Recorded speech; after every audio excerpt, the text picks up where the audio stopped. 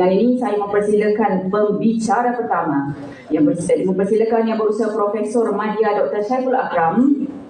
Ya, beliau merupakan lulusan pengajian sejarah seni dari Universiti Pendidikan Sultan Idris Tanjung Malim, berkhidmat sebagai Profesor Madya di Kolej Pengajian Seni Kreatif UiTM Puncak Alam dan merupakan pengarang 6 buah buku berkaitan seni, propaganda, falsafah dan penterjemahkan falsafah.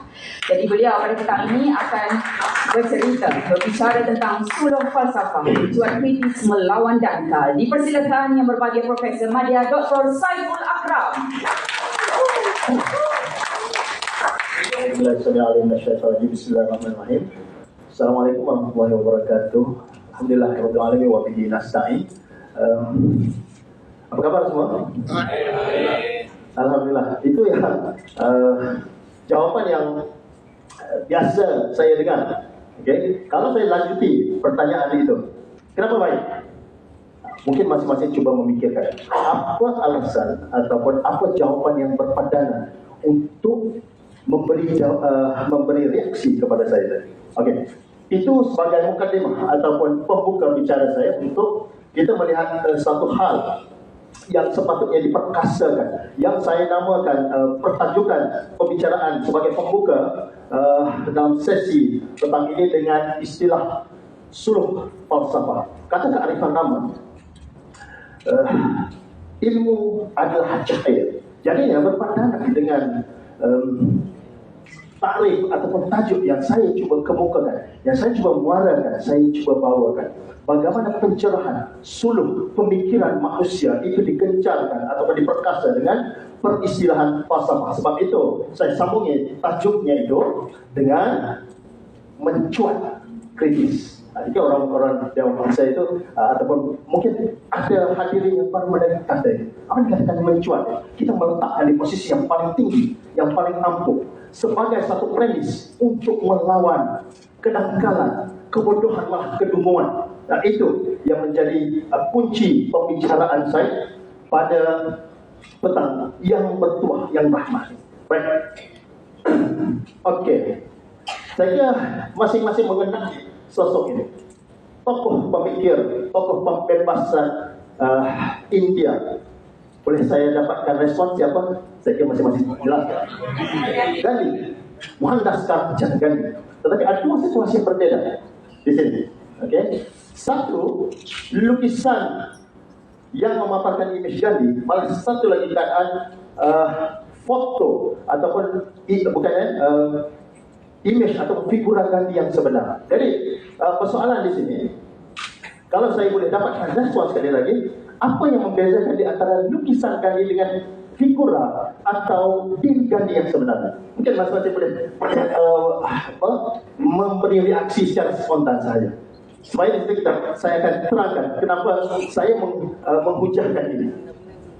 Masing-masing mungkin ada interaksi kalau boleh, supaya sesi itu sihat ataupun ada reaksi ataupun nalar kita mula aktif, mula bergerak. Apa yang membezakan Gandhi, sosok yang hidup itu dengan lukisan Gandhi, walaupun ada kesamaan tetapi ada perbezaan yang kekal. Penggunaan warna. Warna satu, okey. Macam ya, saudara.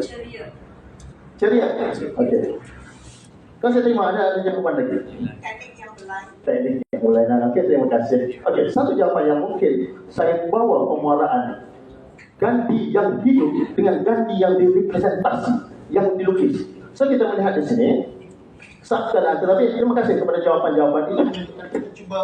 Kita mulai berfikir ataupun kita mula meletakkan satu sistem secara rutin untuk memberi respon kepada pertanyaan-pertanyaan saya tadi.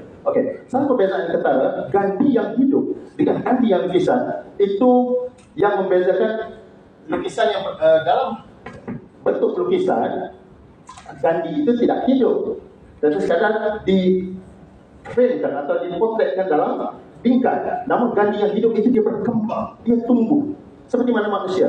Dia sedari kecil, muda, remaja, dewasa sehingga menuju kematian. Jadi di sini kita mendapat satu message, satu ilmu. Okey, Gandhi yang sebenar, manusia organik, hidup, berbanding lukisan yang dicitrakan memang indah, memang cantik, namun sifatnya itu terakam dalam bentuk 2 dimensi saja. So ini yang menjadi ikhtisar kepada apa yang saya ingin muarakan dalam pembicaraan yang singkat ini. Okay. Mungkin kalau kita bicarakan falsafah itu makan masa, ada khusus, ada modul, tetapi saya cuba kompreskan, saya cuba membawa pembicaraan, membawa intention, membawa perhatian khalayak untuk memahamkan apa yang disudutkan dengan falsafah dalam bahasa yang mudah. Itu sebabnya saya mulakan dengan beberapa persoalan yang dikira agak mungkin trivial, mungkin biasa. Namun di sini ada satu tuntutan untuk kita berfikir secara sistematik, secara runtut. Nah, ini menjadi katalis ataupun menjadi pencetus kepada pemuaraan berfalsafah. Kerana ini adalah hadiah Tuhan yang paling berharga kepada manusia. Dengan ini saya guna bahasa Inggeris ini. God create human to think. Tuhan menciptakan kita untuk berfikir dengan kekuasaan dalam yang membezakan dia dengan makhluk-makhluk ciptaan yang lain. Surah Al-Imran ayat 110 dalilnya. Manusia adalah ciptaan Tuhan yang paling baik kerana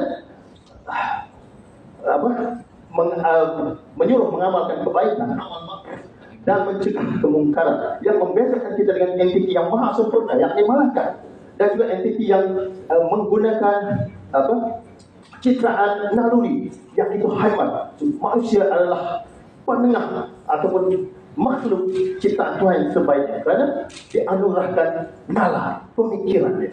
So ini yang menjadi kunci utama falsafah. Saya tidak mau membicarakan persoalan falsafah yang menyangkut para filsuf, ahli-ahli pemikir, tapi ini sebagai satu pengenalan untuk kita mengaktifkan ataupun menindak rasa keupayaan akal budi manusia, akal sehat.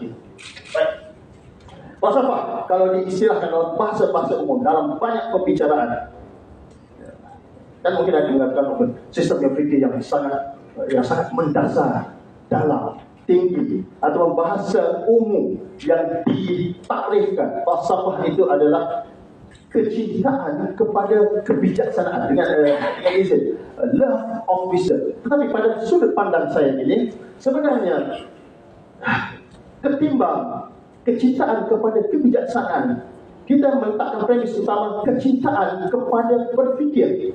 Reason itu yang menjadi tuntutan utama sebelum datangnya kebijaksanaan. So masing-masing punya keupayaan berfalsafah, cuma tidak tahu cara mengaktifkan ataupun di posisi mana kita mengungkapi.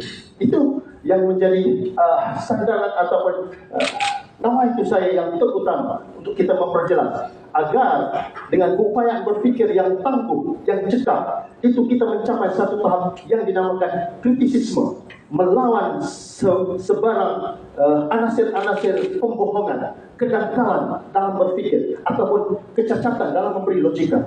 So, di sini falsafah bermuara. Memang tidak ada posisi ataupun profesi khusus untuk ahli falsafah dalam konteks masa, dalam konteks hari ini.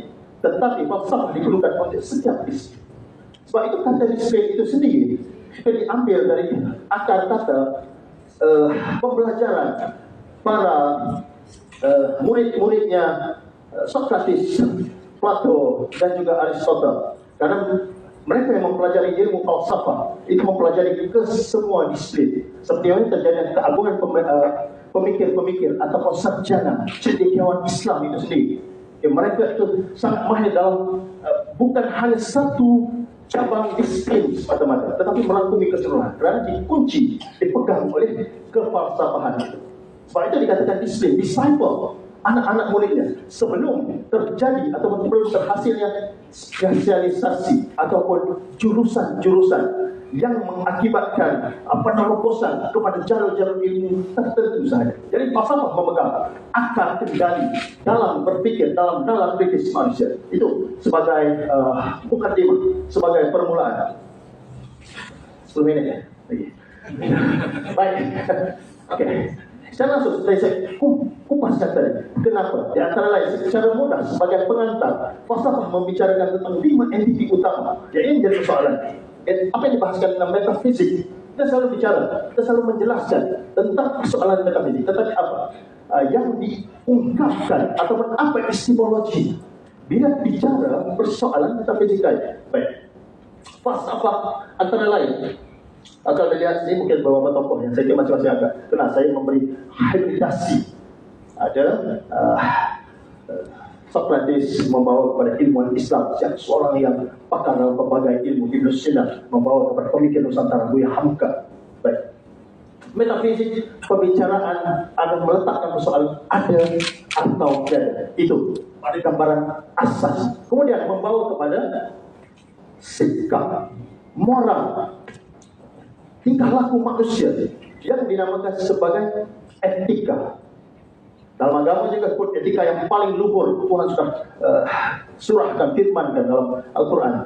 Yang seperti saya ulang tadi, saya bahaskan tadi, Ali Imran ayat 110.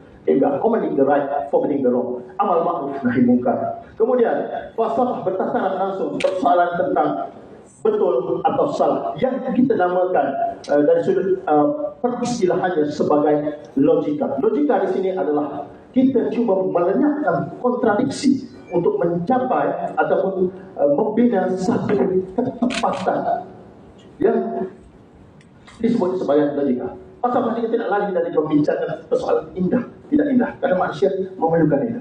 Citra keindahan. Tuhan menciptakan manusia dan Tuhan itu sukakan keindahan. Seperti mana diri kita hari ini. Dalam pelbagai aspek, dalam pelbagai disiplin. Yang mana falsafah menjadi tunjangan yang utama.